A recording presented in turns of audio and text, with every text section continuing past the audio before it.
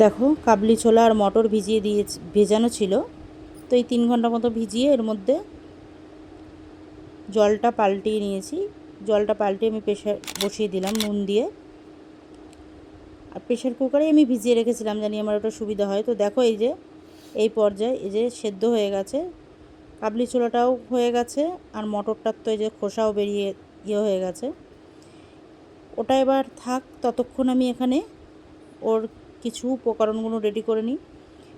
তেলের মধ্যে, গরম তেলের মধ্যে দিয়ে দিলাম জিরে আর শুকনো লঙ্কা ফোড়ন, আর ওদিকে দেখতে পেলে তেজপাতা আর গোটা গরম মশলা দিয়ে আমি জলটা ফুটিয়ে নেব। জলটা বসিয়ে দিয়েছি ফোটাতে।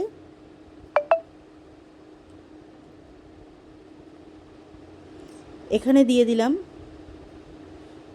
টমেটো, শুকনো লঙ্কা আর আদা জিরে বাটা একসঙ্গে পেস্ট করে।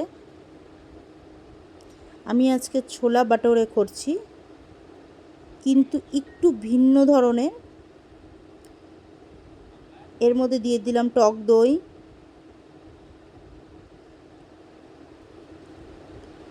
আর আদা বাটা ওর সঙ্গেই করেছিলাম, সেটা আর বলতে ভুলে গেছি।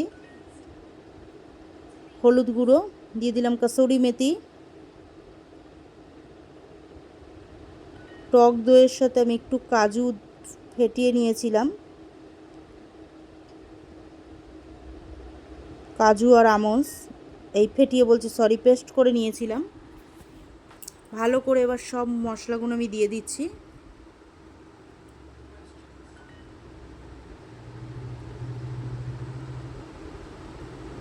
এবার আমি ছোলার যে সেদ্ধ করে রেখেছি সেটাকে আমি দিয়ে দিলাম।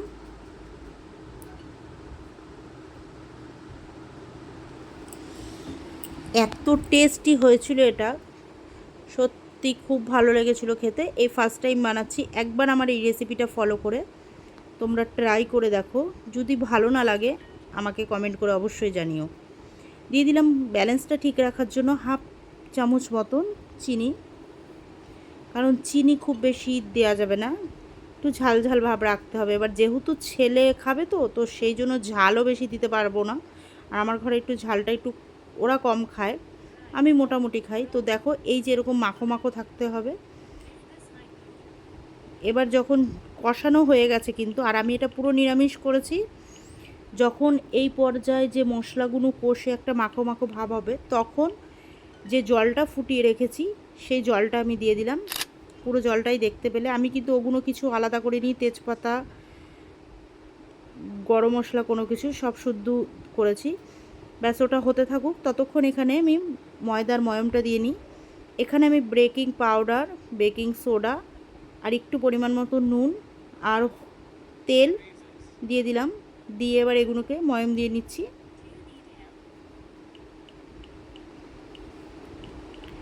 আজকে তোমাদের সাথে ছোলা বাটোরে আর আলুর কুলচা করব। তো কিভাবে করব একটু দেখো। এই যে দেখো টক দই দিয়ে মাখছি।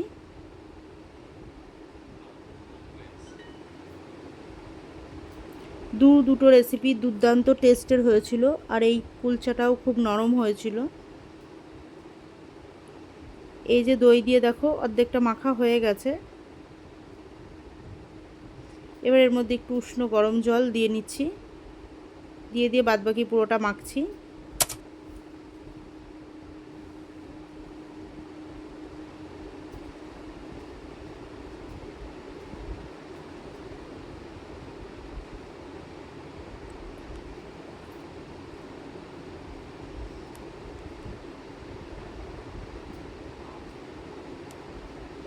দেখো মাখাটা মোটামুটি এই পর্যায়ে হয়েছে।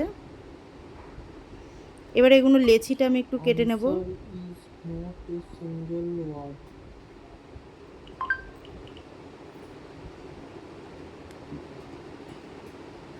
এটা লেচিগুলো একটু মোটা মোটাই রাখতে হয়।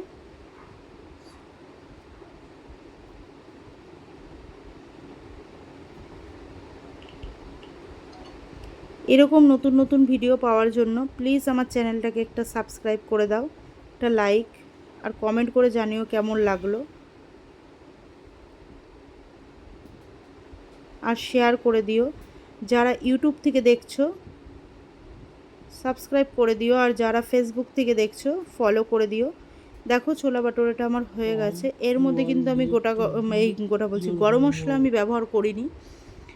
এর মধ্যে আমি ভাজা মশলা দিলাম, একটু জিরে, ধনে আর মৌরি গুঁড়ো করে নিয়েছিলাম সেটাকে দিলাম, আর একটু শুকনো লঙ্কা গুঁড়ো, মানে একসঙ্গে ওটাকে গুঁড়ো করে নিয়েছিলাম গরম করে। আর দিয়ে দিলাম ধনেপাতা কুচি অল্প করে, পরিমাণ মতো, খুব বেশি ব্যবহার করছি না। এবার দিলাম গরম মশলা। গরম মশলাটাও খুব সামান্য ব্যবহার করেছি, বেশি দিইনি। দেখো আমার ছোলা বাটোরাটা হয়ে গেছে, গ্যাস আমি বন্ধ করে দিয়েছি। এবার আমি কুলচাটা রেডি করে নেব। আলুটা আমি ছাড়িয়ে মেখে নিয়েছি, এর মধ্যে দিয়ে দিলাম গোটা এই গোলমরিচ গুঁড়ো, দিয়ে দিলাম যে ভাজা মশলাটা রেডি করে রেখেছিলাম সেই ভাজা মশলাটা। এখানেও একই, মেথি বলছি, মৌরি, ধনে, জিরে আর মেথিটা আলাদা করে আমি একটুখানি গরম করে নিয়ে গুঁড়ো করে নিয়েছিলাম।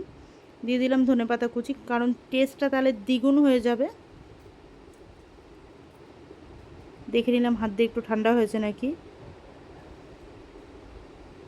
ভালো করে মেখে নিচ্ছি, তোমরা চাইলে ম্যাশের দিয়েও করে নিতে পারো, রয়েছে কিন্তু আর ওটা ব্যবহার করছি না, হাত দিয়ে করে নিচ্ছি। টেস্টটা তাহলে আরও দ্বিগুণ আসবে। এই যে দেখো ময়দার যে লেচিটাকে করে নিয়েছি, সেই লেচির ভেতরে আমি পুরটা ভরে দিচ্ছি।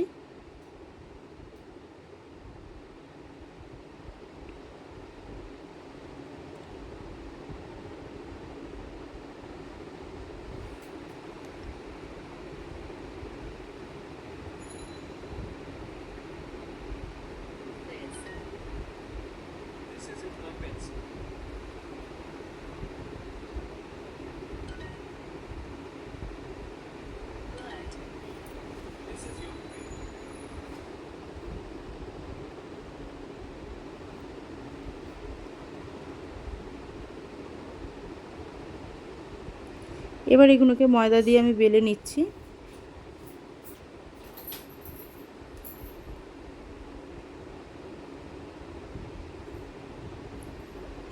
এমন করে বেলতে হবে জানি এই আলুর পুরটা আবার বেরিয়ে না যায়। বেশি বড় করব না, মোটামুটি মিডিয়াম রেখে করছি। এর থেকে ছোটও করা যায়, একই পদ্ধতিতে আর একটাও করছি।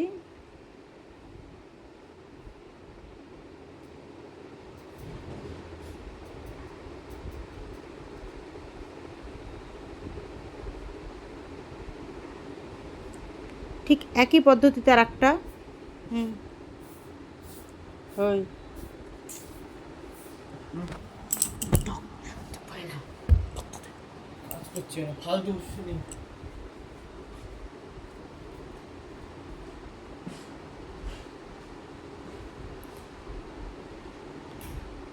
ফ্রাই প্যানে জল দিয়ে দিলাম, দিয়ে ধুয়ে নিয়েছি, আর মানে গরম করে নিয়েছি।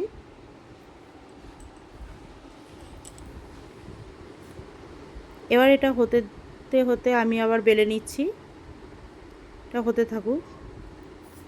একটা পিঠ হয়ে যাওয়ার পর এবার দিয়ে দিলাম এর মধ্যে একটু তিল, সাদা তিল,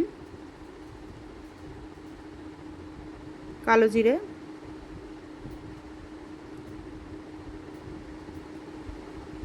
এগুলো হচ্ছে ডেকোরেশনের জন্য আমি দিচ্ছি। আর এটা দেখতেও ভালো লাগবে, খেতেও দুর্দান্ত টেস্টের লাগবে। তো দেখো নিচটা কিন্তু এই যে দেখো পুরোপুরি হয়নি, হচ্ছে আস্তে আস্তে। এটা একটু উল্টে দিলাম,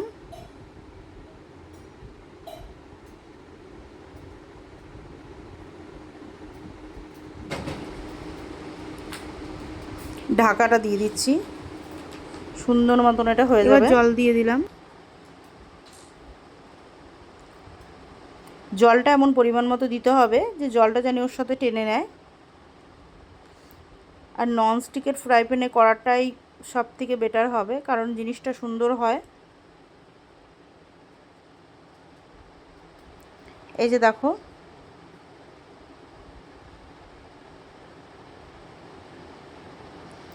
এই অ্যালুমিনিয়ামের তাওয়াতে করলে সেটাতে একটু সমস্যা হতে পারে।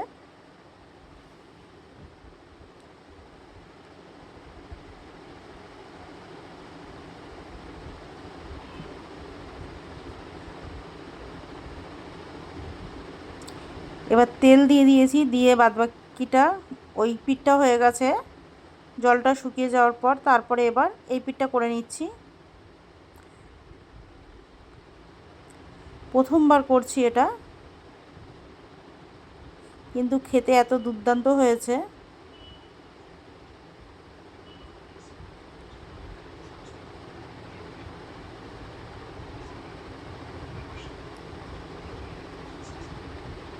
তোমরা চাইলে একটু ছোট করবে সাইজে, আমি একটু বড় করেছি।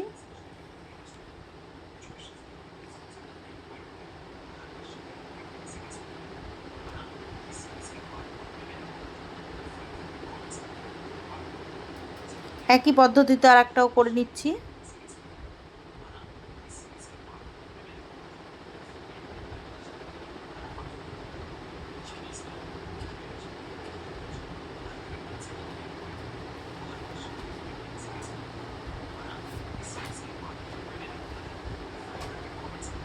দেখো কত সুন্দর ফুলে গেল।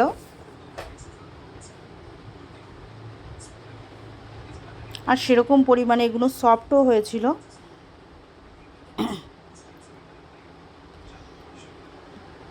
তেল দিয়ে দিচ্ছি, দেখো তেল দেওয়াতে আরও ফুলে উঠলো। জলটা কিন্তু পুরো টেনে নিয়েছে। একটা পিঠ বেশিরভাগটাই পুরো হয়ে গেছে, এবার আর একটা পিঠ করে নিচ্ছি। এই একইভাবে সবগুলো এরকম করে নেব।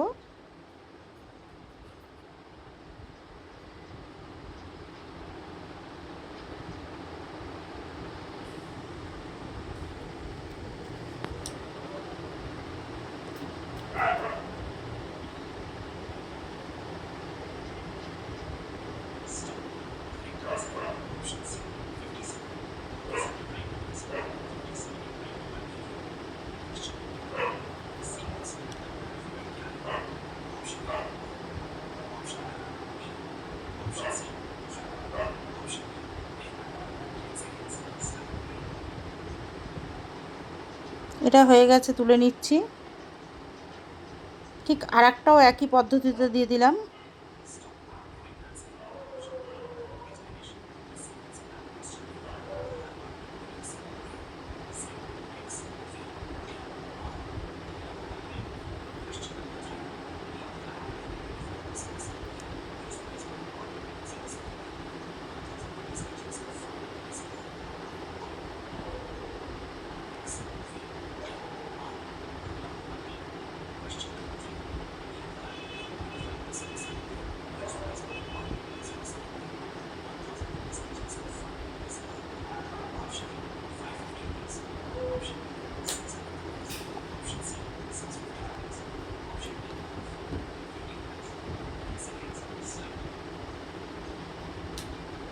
সবগুলো আমার রেডি হয়ে গেছে।